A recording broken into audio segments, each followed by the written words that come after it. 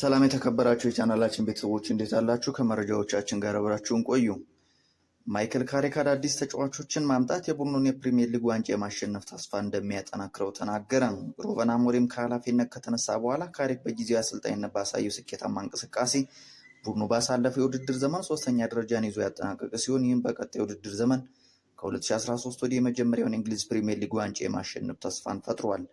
የካሪክ ቡድን የሊጉን የውድድር ዘመን ቅዳሜ ዕለት አዲስ ባደገው የሃል ሲቲ ቡድን ሜዳ በሚያደርገው ጨዋታ የሚጀምር ሲሆን በአሁኑ ወቅት በቋሚ ውል ስራውን የጀመረው አሰልጣኙ የዝውውር መስኮቱ መስከረም 1 ከመዘጋቱ በፊት ቡድኑን ለማጠናከር ተጨማሪ አዳዲስ ተጫዋቾችን እንደሚያስፈርም እርግጠኛ ነው።